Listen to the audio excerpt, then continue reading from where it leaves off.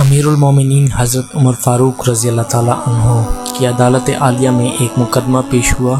دو خوبصورت نوجوان ایک نوجوان کو پکڑ کر حاضر ہوئے اور فرمایا کہ اے امیر المومنین، اس نوجوان نے ہمارے بوڑھے باپ کو قتل کر دیا، اس ظالم قاتل سے ہمارا حق دلوائیے۔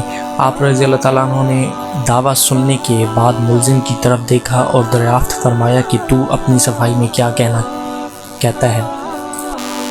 ملزم نے عرض کی، ہاں امیر المومنین، یہ جرم واقعی مجھ سے صادر ہوا ہے۔ میں نے زور سے ایک پتھر اسے مارا تھا جس سے وہ ہلاک ہو گیا۔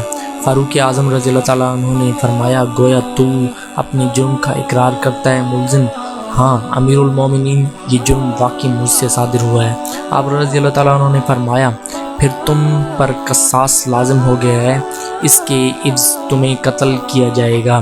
ملزم نے جواب دیا، آقا مجھے آپ رضی اللہ تعالیٰ کے حکم اور شریعت مطہرہ کے فتوے سے انکار نہیں، البتہ میں ایک گزارش کرنا چاہتا ہوں۔ ارشاد ہوا، بیان کرو۔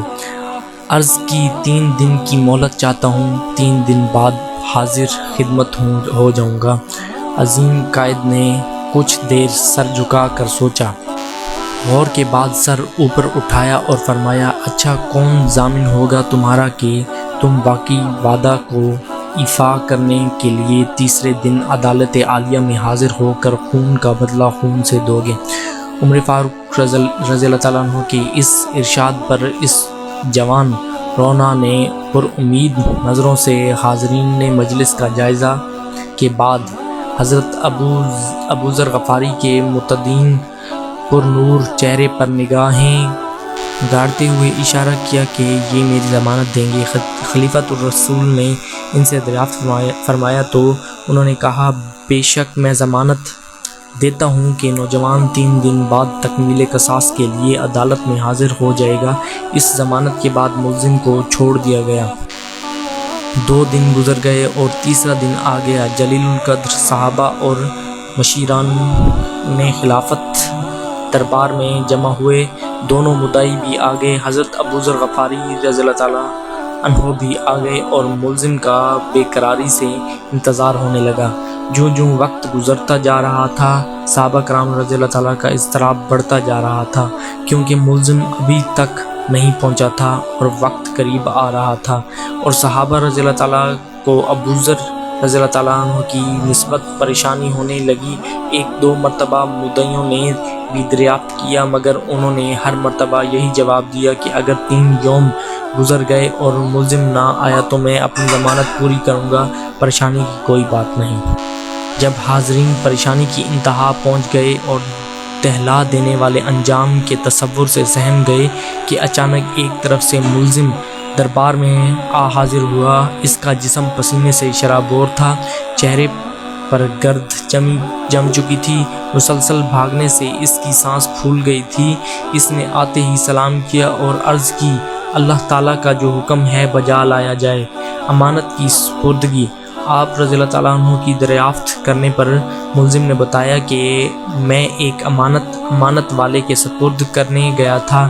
واقعہ یوں ہے کہ میرا ایک چھوٹا بھائی ہے، والد فوت ہو گیا ہے۔ موت سے پہلے اس نے میرے پاس میرے چھوٹے بھائی کے لیے کچھ سونا رکھا تھا اور وصیت کی تھی کہ جب وہ جوان ہو جائے تو اس کے سپرد کر دینا۔ میں وہ سونا ایک جگہ رکھ آیا تھا جس کا مجھے ہی علم تھا، اس لیے وہ سونا اس کے سپرد کرنے گیا تھا۔ الحمدللہ میں نے امانت اس کے سپرد کر دی جس کی وہ تھی۔ امیر المومنین رضی اللہ تعالیٰ عنہ نے ابو ذر غفاری رضی اللہ تعالیٰ عنہ سے پوچھا کہ آپ نے اس کی ضمانت کیوں دی تھی؟ کیا یہ آپ کا واقف تھا؟ انہوں نے کہا کہ میرا اس سے کوئی تعلق نہ تھا، صرف یہ بات تھی کہ جب اس نے پر امید نگاہوں سے میری طرف دیکھا تو مجھے خیال آیا کہ اگر بھرے مجمع میں بھی میں اس کی ضمانت نہ دوں تو کل قیامت کے دن رب العزت کے سامنے شرمندہ ہونا پڑے گا کہ اتنے آدمیوں میں سے کوئی بھی اس کا ضامن نہ بن سکا، اس لیے میں نے اس کی ضمانت دی۔ حالانکہ اسے بالکل نہ جانتا تھا، نہ مجھے یہ معلوم ہے کہ یہ کہاں رہتا ہے، بس اس کی ظاہری شرافت نے مجھے یقین دلا دیا تھا تھا کہ وعدہ کا پکا ہے اور میں نے ضمانت دے دی۔ یہ بات سن کر حاضرین نے محفل اشک آلود ہو گئے۔ مدعیوں نے التجا کی کہ اے امیر المومنین رضی اللہ تعالیٰ عنہ، ہم نے اپنے باپ کا خون معاف کر دیا۔ دوستو، اگر آپ کو ہماری یہ ویڈیو اچھی لگی اور آپ مزید ایسے اسلامی واقعات کے بارے میں جاننا چاہتے ہیں تو ہمارے چینل یونیورسل انفو زون کو لائک اور سبسکرائب کرنا نہ بھولیں۔